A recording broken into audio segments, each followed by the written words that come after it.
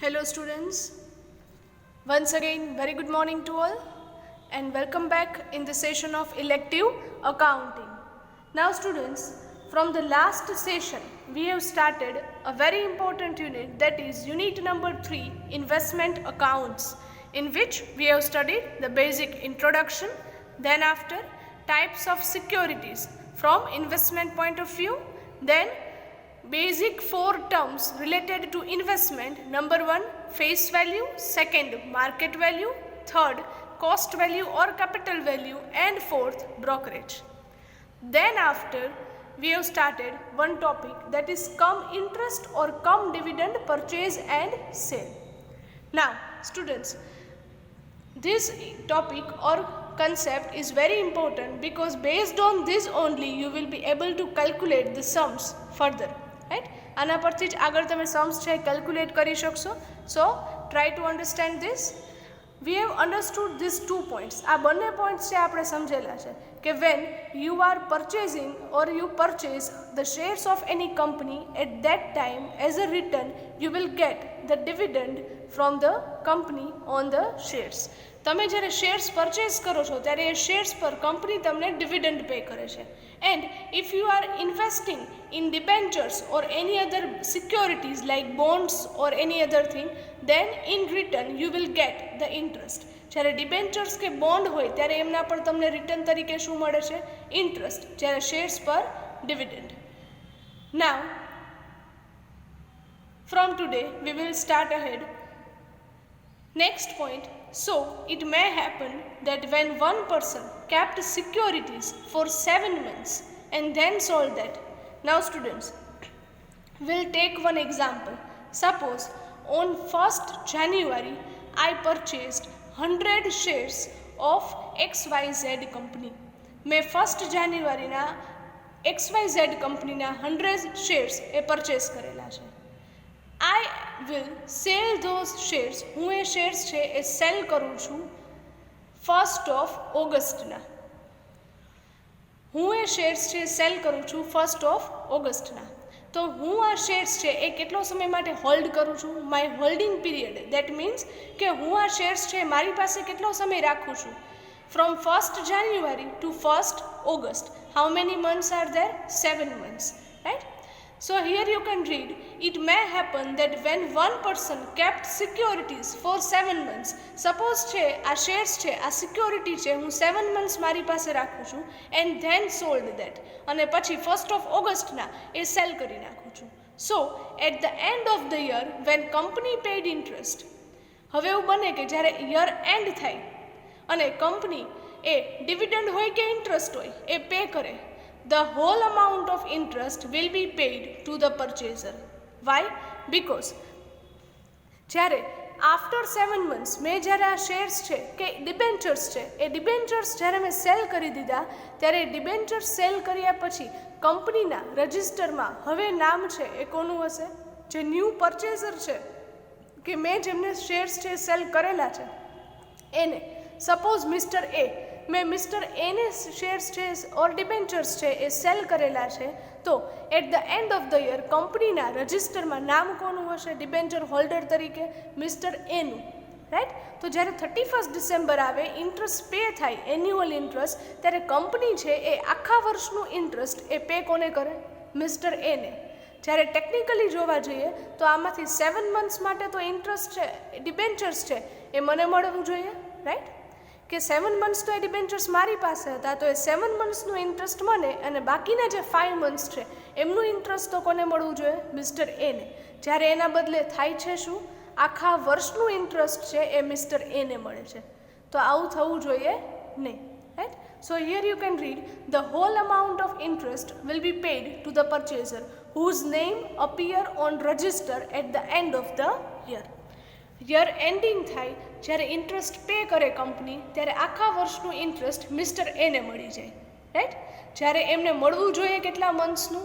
Only 5 months. Why? Because આગળના જે 7 months હતા એ તો મારી પાસે હતા ડિબેન્ચર્સ, તો એ 7 monthsનું ઇન્ટરેસ્ટ છે મને મળવું જોઈએ. આવું ન થાય એના માટે એક ટેકનિક છે એ યુઝ કરેલ છે, and for that we will understand this with one example.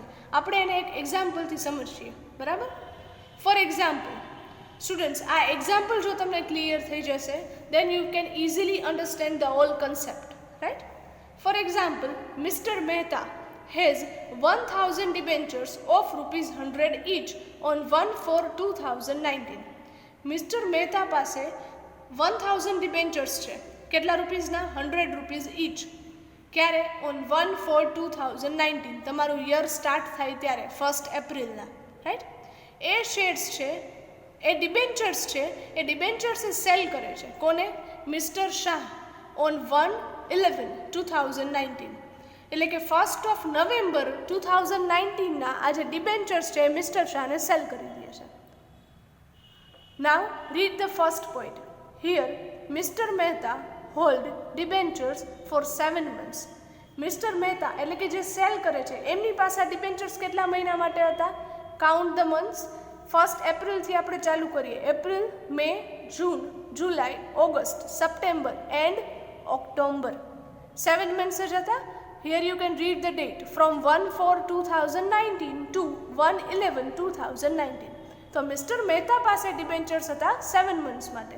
Next point, and mister Shah hold debentures for 5 months. જ્યારે બાકીના જે 5 months હતા ફ્રોમ 1/11/2019 ટુ તમારું યર એન્ડિંગ ક્યારે થાય? 31 માર્ચ 2020. એ બાકીના 5 months માટે એ ડિબેન્ચર્સ કોણે રાખેલા છે? મિસ્ટર શાહ. તો at the end of the year ending ક્યારે થાય? Read the third point. But still at the end of the year on 31 March 2020 the whole amount of interest will be received by mister Shah. છતાં પણ જ્યારે year ending થાય 31 માર્ચના ત્યારે આખા વર્ષનું ઇન્ટરેસ્ટ એ રિસીવ કોને થાય છે? મિસ્ટર શાહને. Y? because his name would appear in the register of the company at the end of the year. Why? because જ્યારે યર એન્ડિંગ થાય ત્યારે વચ્ચેથી રજિસ્ટરમાં નામ હવે કોનું આવી ગયું છે? મિસ્ટર શાહનું. કારણ કે હવે પરચેઝ કોણે કરી લીધા છે? ડિબેન્ચર્સ મિસ્ટર શાહે, રાઈટ. તો એવું બને કે આખા વર્ષનું ઇન્ટરેસ્ટ છે એ મળે કોને? મિસ્ટર શાહને. જ્યારે ટેકનિકલી જોવા જઈએ તો એ મળવું જોઈએ ખાલી કેટલું મિસ્ટર શાહને? Only 5 months. મિસ્ટર શાહને 5 monthsનું જ ઇન્ટરેસ્ટ છે એ મળવું જોઈએ, right. Read the next point. So mister Shah loses his interest, Mr. Mehta loses his interest for 7 months during which his money remained invested. હવે મિસ્ટર મહેતા હતા કે જેમણે 7 months માટે આ ડિબેન્ચર્સ રાખેલા હતા એનું ઇન્ટરેસ્ટ તો એને મળેલું જ નથી. તો એવું બને કે જે ઇન્વેસ્ટમેન્ટ એણે કરેલું હતું ડિબેન્ચર્સમાં એના ઉપર એને કોઈ રિટર્ન મળે નહીં. એનું જે ઇન્ટરેસ્ટ છે એ શું છે? ગુમાવે છે, રાઈટ, લૂઝ કરે છે. Next point, naturally he would not like to lose his interest, but obvious તમે તમારું ઇન્ટરેસ્ટ છે ક્યારેય સેક્રિફાઈસ કરો નહીં. Next point, that's why when he sold such debentures he caught the price, he adds the amount of interest for those 7 months also. Very important point students, ધ્યાન આપજો. એટલે જ જ્યારે mister Mehta, here you can C, mister Mehta છે એ જ્યારે mister શાહને cell કરે છે ડિબેન્ચર્સ, કેટલી અમાઉન્ટના સેલ કરશે? તો કે 1000 ડિબેન્ચર્સ છે ને 100 રૂપીઝ પ્રાઇસ છે. એ 100 રૂપીઝના ડિબેન્ચર્સ એ જ્યારે ટોટલ અમાઉન્ટથી સેલ કરશે કેટલા થશે total? 1 lakh rupees. 1000 debentures into 100 rupees. 1 lakh રૂપીઝના ડિબેન્ચર્સ એ જ્યારે મિસ્ટર શાહને સેલ કરશે ત્યારે એમાં ઓલરેડી એ 7 monthનું ઇન્ટરેસ્ટ છે એ પહેલાં એડ કરી દેશે. સપોઝ 1000 રૂપીઝ છે ઇન્ટરેસ્ટ આવે છે 7 monthsનું, રાઈટ. તો 1 લાખના 1000 રૂપીઝ ઇન્ટરેસ્ટ એમાં પહેલાં એડ કરી દેશે અને 1,10,000માં એ ડિબેન્ચર્સ છે એ મિસ્ટર શાહને સેલ કરશે. દેટ મીન્સ કે તમે એટલે કે મિસ્ટર મહેતા જ્યારે પણ ડિબેન્ચર સેલ કરે છે ત્યારે પોતાના જે 7 monthsનું ઇન્ટરેસ્ટ છે એ કેલ્ક્યુલેટ કરી પહેલાં એ પ્રાઇઝમાં એડ કરી દેશે અને પછી એ પ્રાઇસ છે એ જ પ્રાઇસથી એ મિસ્ટર શાહને છે એ સેલ કરશે, જેથી કરીને પછીથી મિસ્ટર શાહને આખા વર્ષનું ઇન્ટરેસ્ટ મળે તો પણ એને પોતાને કોઈ લોસ જાય નહીં. So last point, the transaction in which the interest is included in the price quoted is known as cum interest transaction. very important line students. અને જેથી જ જ્યારે તમે કોઈ ડિબેન્ચર્સ હોય, શેર્સ હોય, તમે સેલ કરો છો અને એમાં તમારું ઇન્ટરેસ્ટ કે ડિવિડન્ડ એ એડ કરી અને પછી સેલ કરો છો, તો એ ટ્રાન્ઝેક્શનને કહેવાય કમ interest transaction.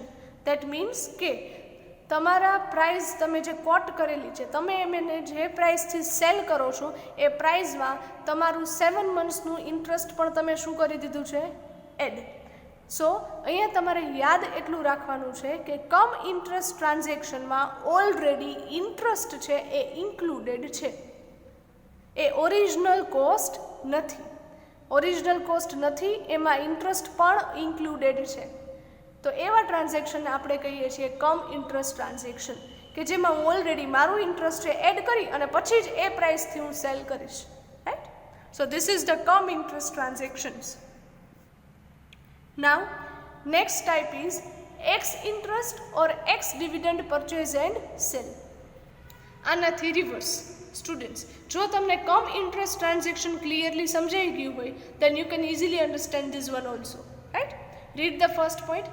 When the transaction in which the interest is not included in the price quoted is known as X interest transaction.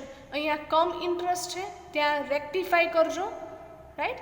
અહીંયા જે કમ ઇન્ટરેસ્ટ ટ્રાન્ઝેક્શન લખેલ છે ત્યાં રેક્ટિફાઈ કરવાનું છે ex interest transaction. Right? That means એવું transaction કે જેની પ્રાઇસ છે એમાં ઇન્ટરેસ્ટ ઇન્ક્લુડેડ નથી, તો એ ટ્રાન્ઝેક્શન કયું છે? Ex interest transaction. Second point. So when the price quoted for purchase or sale does not include the accrued interest, it is called X interest transaction. That means કે જ્યારે તમારા purchase અને selling પ્રાઇઝમાં interest included નથી હોતું ત્યારે એ transaction છે ex interest transaction. Third point. Here price quoted is the capital cost, that is market value plus brokerage, and interest is calculated in addition to the price. Right?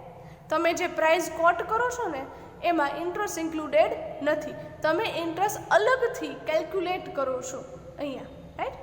So in short તમે યાદ કઈ રીતે રાખી શકો કે કમ interest transaction હોય ત્યારે તમારા purchase અને સેલિંગ પ્રાઇઝમાં ઇન્ટરેસ્ટ ઓલરેડી ઇન્ક્લુડેડ હોય. જ્યારે એક્સ ઇન્ટરેસ્ટ ટ્રાન્ઝેક્શન છે ત્યારે તમારું પરચેઝિંગ હોય કે સેલિંગ હોય એના પ્રાઇઝમાં ઇન્ટરેસ્ટ છે ઇન્ક્લુડેડ નથી. કમ ઇન્ટરેસ્ટમાં ઇન્ક્લુડેડ છે, એક્સ ઇન્ટરેસ્ટમાં ઇન્ક્લુડેડ નથી interest. Right? So these are the two main concept of this unit. આ યુનિટના મેઇન કન્સેપ્ટ છે કે જે તમારે સમજવાના છે, યાદ રાખવાના છે અને ફર્ધર કેલ્ક્યુલેશન્સમાં લેવાના છે. Next, again very important, notes for calculation. જ્યારે પણ આપણે ફર્ધર સમ સ્ટાર્ટ કરશું ત્યારે કેલ્ક્યુલેશન માટે તમારે આ બધી નોટ્સ છે એ યાદ રાખવાની છે. રાઈટ? Number 1, if purchase. જો તમને પરચેઝનું ટ્રાન્ઝેક્શન એ ક્વેશ્ચનમાં આપે છે, રાઈટ, એટલે કે તમારા સમમાં તમને પરચેઝનું ટ્રાન્ઝેક્શન આપે છે તો બ્રોકરેજ છે એ શું કરશો? એડ. નેચરલ છે, રાઈટ, કે જ્યારે તમે કોઈ શેર્સ છે પરચેઝ કરો, સપોઝ તમે 1000 રૂપીઝના શેર્સ છે પરચેઝ કરો છો, એના ઉપર તમે બ્રોકરને બ્રોકરેજ આપો છો 100 રૂપીઝ, તો તમને તો ટોટલ અમાઉન્ટ કેટલા પે કરવાના થશે? 1000 શેર્સના પ્લસ 100 બ્રોકરેજના, એટલે તમને એ શેર્સ કેટલામાં પડે? 1100. એટલે તમે અમાઉન્ટ પે કેટલા કરશો? 1100. રાઈટ? એટલે નેચરલ છે જ્યારે પરચેઝ હોય ત્યારે બ્રોકરેજ છે એ શું થાય? પ્લસ. ઇફ સેલ, જો સેલિંગ કરો છો સિક્યોરિટીઝ તો બ્રોકરેજ છે ઓલવેઝ શું કરો છો? માઇનસ. કેમ? સપોઝ તમે સેલિંગ કરો છો, 1000 રૂપીઝના શેર્સ છે સેલ કરો છો, તો તમને 1000 રૂપીઝ છે રિસીવ થશે. રાઈટ? એ 1000 રૂપીઝમાંથી હજુ તમારે બ્રોકરેજ છે એ બ્રોકરને આપવાની છે. એણે તમારા શેર્સ છે સેલ કરાવી દીધા તો તમારે એમને બ્રોકરેજ પે કરવાની થશે. સપોઝ 100 રૂપીઝ તમે એમને બ્રોકરેજ છે એ પે કરો છો, તો ટોટલ તમને નેટ અમાઉન્ટ રિસીવ કેટલા થાય? Actually if we seen, then actually you will receive only 900 rupees. 1000 receive થયા but એમાંથી 100 તો તમે બ્રોકરને પે કરી દીધા. then net amount that you will get or received is of rupees 900 only. that means કે selling કરો છો ત્યારે બ્રોકરેજ શું થાય? માઇનસ. રાઈટ, ખાસ યાદ રાખજો. સેકન્ડ પોઈન્ટ, કમ ઇન્ટરેસ્ટ પરચેઝ ઓર સેલ હોય, એટલે કે કમ ઇન્ટરેસ્ટનું ટ્રાન્ઝેક્શન હોય ત્યારે ઇન્ટરેસ્ટ ઓલવેઝ શું કરશો? માઇનસ. મસ્ટ રિમેમ્બર, યાદ કેમ રાખવું? રાઈટ, કમ ઇન્ટરેસ્ટ, કમ means less, less means minus, કમ મીન્સ ઓછું. રાઈટ, તમારે ઇન્ટરેસ્ટ લેસ કરવાનું છે, માઇનસ કરવાનું છે. જ્યારે એક્સ ઇન્ટરેસ્ટ ટ્રાન્ઝેક્શન છે, પછી એ પરચેઝ હોય કે સેલ હોય, ત્યારે ઇન્ટરેસ્ટ છે એ શું કરશો? પ્લસ. મસ્ટ રિમેમ્બર, રાઈટ, કમ ઇન્ટરેસ્ટ હોય તો કમ છે એટલે માઇનસ, એક્સ ઇન્ટરેસ્ટ હોય તો interest plus. Third point, very important, calculation of interest. જ્યારે सम्सમાં, વર્કિંગ નોટ્સમાં ઇન્ટરેસ્ટ કેલ્ક્યુલેટ કરવાનું થશે ત્યારે ડેટ કઈ લેવાની? From the date of interest to the date of transaction. આ લાઈન છે એ ખાસ યાદ રાખી લેજો. રાઈટ, શું છે? From the last date of interest, તમને લાસ્ટ ટાઈમ જ્યારે ઇન્ટરેસ્ટ રિસીવ થયું હોય ત્યારથી લઈ to the date of transaction, તમે જે ટ્રાન્ઝેક્શનની કેલ્ક્યુલેશન કરો છો એ ટ્રાન્ઝેક્શનની ડેટ સુધીનું ઇન્ટરેસ્ટ છે તમારે કેલ્ક્યુલેટ કરવાનું છે. અત્યારે નથી સમજાતું suppose, it's okay, just remember this. When we will calculate the sum you can easily understand. Right, next one, format of working notes in come interest and ex interest purchase and sales. હવે students, investment અકાઉન્ટના યુનિટમાં major portion જો આ તમારા આખા સમમાં હોય તો એ છે working notes. Because કોઈ પણ ક્વેશ્ચન હોય ઇન્વેસ્ટમેન્ટ અકાઉન્ટ્સનો, તમારે પહેલાં તો વર્કિંગ નોટ્સ જ બધી કેલ્ક્યુલેટ કરવાની થશે. And at last you need to prepare only one account, that is investment account. પછી તમારે લાસ્ટમાં એક જ અકાઉન્ટ બનાવવાનું છે, ઇન્વેસ્ટમેન્ટ અકાઉન્ટ. અને એ બનાવવું એકદમ ઇઝી છે. ક્યારે? જો તમારી વર્કિંગ નોટ્સ છે બધી તમે પ્રોપરલી કેલ્ક્યુલેટ કરેલ હશે. અને વર્કિંગ નોટ્સના ફોર્મેટ છે એ હું તમને અહીંયા આપી દઉં છું. રાઈટ, આ ફોર્મેટ છે એ વિધાઉટ ફેલ યાદ રાખી લેજો. Right, because if you will not remember the formats it will be difficult for you to calculate the sums. Right, so 4 format છે.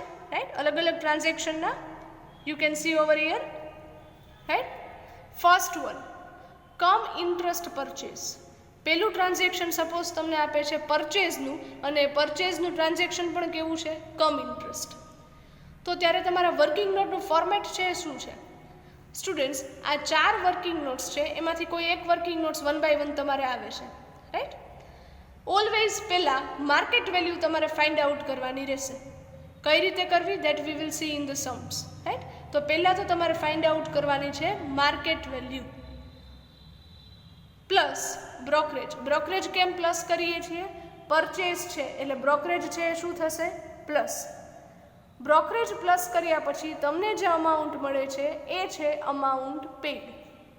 રાઈટ, એટલી અમાઉન્ટ તમે પે કરો છો પરચેઝ કરતી વખતે. રાઈટ, નાઉ સ્ટુડન્ટ્સ ટેલ મી, આપણે આગળના પોઈન્ટમાં જ જોયેલું છે કે કમ ઇન્ટરેસ્ટ ટ્રાન્ઝેક્શન છે તો ઇન્ટરેસ્ટ પ્લસ થાય કે માઇનસ? માઇનસ. કમ છે એટલે minus, so minus interest. Minus છે એટલે ઇન્ટુ બ્રેકેટ મૂકવાની amount. Right, at last you will get the capital cost. તમારા માટે ઇમ્પોર્ટન્ટ શું છે? કેપિટલ કોસ્ટ ફાઇન્ડ આઉટ કરવી. Right, capital cost means capital value or cost value. અને એ શું છે મેં તમને આગળ 4 ટર્મ્સ જે એક્સપ્લેન કરેલ છે એમાં છે. રાઈટ, તો લાસ્ટમાં તમને મળે છે કેપિટલ કોસ્ટ. સ્ટુડન્ટ્સ, ફોર્મેટ યાદ કેમ રાખવા? આ ફર્સ્ટ, સેકન્ડ, થર્ડ અને ફોર્થ ચારેય ફોર્મેટમાં પહેલાં તો તમારે માર્કેટ વેલ્યુ જ મૂકવાની છે. પછી તમારે બ્રોકરેજ લેવાની છે. પર જોવાનું ટ્રાન્ઝેક્શન કયું છે? પરચેઝ છે, દેટ મીન્સ બ્રોકરેજ એડ કરો છો. કમ ઇન્ટરેસ્ટ ટ્રાન્ઝેક્શન હોય ત્યારે કેપિટલ કોસ્ટ તમને ઓલવેઝ લાસ્ટમાં જ મળશે. Here you can see capital cost ક્યાં મળે છે? લાસ્ટમાં. ક્યારે? કમ ઇન્ટરેસ્ટ ટ્રાન્ઝેક્શન હોય ત્યારે. જ્યારે this is the first format. હવે સેકન્ડ ટાઈપનું ટ્રાન્ઝેક્શન કયું હોઈ શકે? પરચેઝનું જ ટ્રાન્ઝેક્શન છે બટ એક્સ ઇન્ટરેસ્ટ છે. અગેન આઈ રિપીટ, પરચેઝ જ છે બટ કમ ઇન્ટરેસ્ટ નથી, શું છે? Ex interest. ત્યારે પણ પહેલાં શું ફાઇન્ડ આઉટ કરશો? Market value. માર્કેટ વેલ્યુમાં બ્રોકરેજ છે એ પ્લસ કરો કે માઇનસ? પરચેઝનું ટ્રાન્ઝેક્શન છે એટલે બ્રોકરેજ શું થાય? પ્લસ. માર્કેટ વેલ્યુમાં બ્રોકરેજ પ્લસ કરો છો એટલે તમને જે અમાઉન્ટ રિસીવ થાય છે એ છે તમારા માટે કેપિટલ કોસ્ટ. સ્ટુડન્ટ્સ, બંને વચ્ચે કમ્પેરિઝન કરો, ડિફરન્સ તમે જોઈ શકો છો ફર્સ્ટ અને સેકન્ડ ફોર્મેટમાં. કમ ઇન્ટરેસ્ટ ટ્રાન્ઝેક્શન છે ફર્સ્ટ ફોર્મેટમાં, ત્યારે તમને કેપિટલ કોસ્ટ લાસ્ટમાં જ મળશે. જ્યારે એક્સ ઇન્ટરેસ્ટ એટલે કે સેકન્ડ ફોર્મેટ છે ત્યારે તમને કેપિટલ કોસ્ટ ઓલવેઝ વચ્ચે મળશે. આ ખાસ યાદ રાખજો, બરાબર? ઓકે, એક્સ ઇન્ટરેસ્ટ ટ્રાન્ઝેક્શન છે એટલે ઇન્ટરેસ્ટ પ્લસ થાય કે માઇનસ? સેકન્ડ ફોર્મેટમાં જો ઇન્ટરેસ્ટ છે પ્લસ કરેલું છે, રાઈટ, કારણ કે એક્સ ઇન્ટરેસ્ટ ટ્રાન્ઝેક્શન છે. એટ લાસ્ટ તમને મળે છે amount paid, right. In short, બંને જે અમાઉન્ટ છે જે તમને મળે છે અહીંયા સ્વિચ થઈ જાય છે. કમ ઇન્ટરેસ્ટ હોય તો કેપિટલ કોસ્ટ લાસ્ટમાં મળે, સેકન્ડ ફોર્મેટમાં એક્સ ઇન્ટરેસ્ટ છે એટલે કેપિટલ કોસ્ટ વચ્ચે મળશે. અને પરચેઝ છે એટલે જે બાકીની અમાઉન્ટ છે એ તમારા માટે શું થાય? Amount paid. તમે પે કરો ને, પરચેઝ કરો છો ત્યારે, right. So this is the purchase related transaction. બંને પરચેઝના ટ્રાન્ઝેક્શન છે, એક કમ ઇન્ટરેસ્ટ છે, એક એક્સ ઇન્ટરેસ્ટ છે. હવે છે બંને ટ્રાન્ઝેક્શન એ સેલના છે. સેલનું કમ ઇન્ટરેસ્ટ ટ્રાન્ઝેક્શન અને સેલનું x interest transaction. Third format છે જો કમ ઇન્ટરેસ્ટ સેલ. એઝ યુઝ્યુઅલ પહેલાં ફાઇન્ડ આઉટ શું કરશો? Market value. માર્કેટ વેલ્યુ મૂક્યા પછી સેલિંગ કરો છો એટલે બ્રોકરેજ શું થાય? માઇનસ. સો બ્રોકરેજ માઇનસ કરો છો અને તમને નેક્સ્ટ જે અમાઉન્ટ મળે છે એ શું છે? Amount received. કેમ રિસીવ? સેલિંગ કરો તો બટ ઓવેસ છે મની છે, તમને શું થાય? રિસીવ જ થાય. સો જ્યારે સેલિંગનું ટ્રાન્ઝેક્શન હોય ત્યારે અહીંયા શું લખવાનું? Amount received. જ્યારે પરચેઝ હોય તો amount paid. Okay, amount received મળ્યા પછી તમારે ઇન્ટરેસ્ટ ફાઇન્ડ આઉટ કરવાનું છે. કમ ઇન્ટરેસ્ટ, કમ છે એટલે ઇન્ટરેસ્ટ શું થાય? Minus, right. અને કમ ઇન્ટરેસ્ટ ટ્રાન્ઝેક્શન છે એટલે કેપિટલ કોસ્ટ ક્યારે મળશે? લાસ્ટમાં, right. At last you will get the capital cost. Fourth and last format, સેલિંગનું ફોર્મેટ પણ એ કેવું છે? Ex interest transaction, right. કઈ રીતે? એઝ યુઝ્યુઅલ પહેલાં માર્કેટ વેલ્યુ મૂકો છો, સેલિંગ છે એટલે બ્રોકરેજ માઇનસ કરો છો, અને એક્સ ઇન્ટરેસ્ટ ટ્રાન્ઝેક્શન છે એટલે કેપિટલ કોસ્ટ વચ્ચે મળી જશે, પહેલાં મળી જશે, right. Here you can see capital cost વચ્ચે જ મળે છે ફોર્થમાં, રાઈટ. હવે એક્સ ઇન્ટરેસ્ટ છે એટલે ઇન્ટરેસ્ટ શું થશે? Plus. At last you will get the amount received. Students, ચારેય ફોર્મેટ છે સમજાય છે બરાબર, રાઈટ. પહેલાં બંને ફોર્મેટ છે પરચેઝના છે, એક કમ ઇન્ટરેસ્ટ પરચેઝ છે, એક એક્સ ઇન્ટરેસ્ટ પરચેઝ છે. કમ ઇન્ટરેસ્ટ હોય ત્યારે કેપિટલ કોસ્ટ લાસ્ટમાં મળે અને એક્સ ઇન્ટરેસ્ટ હોય ત્યારે કેપિટલ કોસ્ટ વચ્ચે મળે. એવું જ અહીંયા ભલે સેલિંગ હોય બટ કમ ઇન્ટરેસ્ટ છે એટલે કેપિટલ કોસ્ટ લાસ્ટમાં મળશે અને એક્સ ઇન્ટરેસ્ટ છે એટલે કેપિટલ કોસ્ટ વચ્ચે મળશે.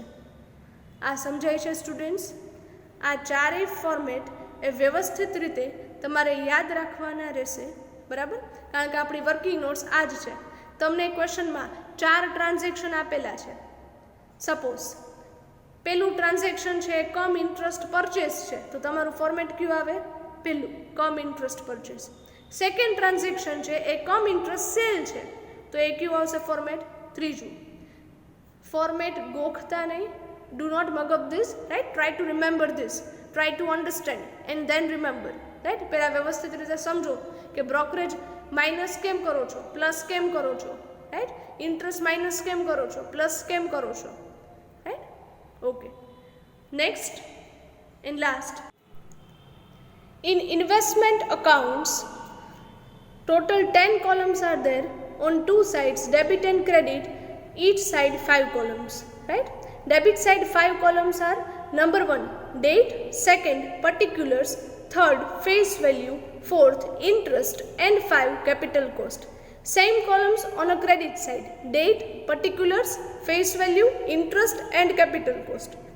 Now students, always first of all in investment account you need to record the opening balance. Always પહેલા opening balance છે record કરો છો on a debit side.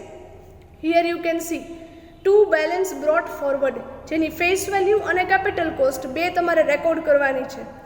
Next, જો તમને ક્વેશ્ચનમાં જ્યારે પણ પરચેઝનું ટ્રાન્ઝેક્શન આવે ત્યારે purchase transaction you need to record on debit side, because when you are purchasing the debentures તમે જર્નલ એન્ટ્રી પાસ ઓન કરો છો debentures account debit to bank account.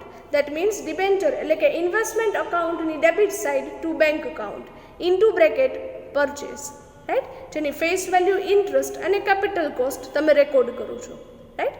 So purchase transaction હોય તો ઇફેક્ટ આપો છો debit side to bank account. જો સેલિંગનું transaction છે, that means if sales transaction is given then you need to record on credit side. Here you can see credit side.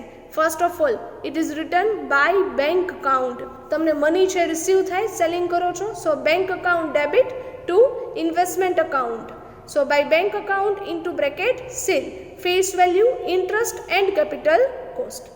Now students, purchase નું transaction હોય તો debit side record થશે, selling નું હોય તો credit side, and at last we will record the closing balance. Closing balance છે ક્યાં મળે? Credit side, right. Write down on the credit side by balance carry forward, જેની ફેસ વેલ્યુ અને capital cost બંને record કરો છો, right. નાવ students, total છે એ કઈ રીતે કરવાના છે? First of all face value કોલમનો છે ટોટલ કરો છો. જનરલી ધ ફેસ વેલ્યુ કોલમનો ટોટલ બંને સાઇડ એ સેમ હશે. સેકન્ડ કોલમ છે એ ઇન્ટરેસ્ટ, ઇન્ટરેસ્ટનો ટોટલ કરો છો, જેમાં first of all make a total of credit side. Credit side interest કોલમનો ટોટલ કર્યા પછી એમાંથી ડેબિટ સાઇડ માઇનસ કરો છો, અને જે અમાઉન્ટ તમને રિસીવ થાય છે એ બેલેન્સ જે તમને ડેબિટ સાઇડ રિસીવ થાય છે ઇન્ટરેસ્ટ કોલમમાં એ બેલેન્સ ટ્રાન્સફર કરો છો to interest and dividend account. Generally the remaining interest and dividend you are transferring to the interest and dividend account. Last and third column capital cost, કે જેમાં credit side total કરી debit side minus કરો છો, and the balance that you will get at the end, that balance either your profit or loss. જો ક્રેડિટ સાઇડનો total વધુ હોય તો પ્રોફિટ, અને જો ડેબિટ સાઇડનો ટોટલ વધુ હોય તો loss. Here you can see debit side minus કરો છો અને whatever balance that you are getting is called your profit and transferring the profit to the PNL account. Profit ક્યાં transfer કરો છો? P&L અકાઉન્ટમાં, રાઈટ. જો loss હોય તો ક્યાં મળે છે? Credit side. If you have the loss then you will get the balance on credit side and write by P&L account into bracket loss. So students, this is the format of or pro forma of investment account, right? So in this way it will become quite easier for you to prepare an investment account, but you can prepare it easily only if you have calculated all the working notes that we have discussed today earlier, this all correctly, right? So students, here with this we are ending up the session of today. From the very next session we will start with the practical examples. Thank you very much and have a good day.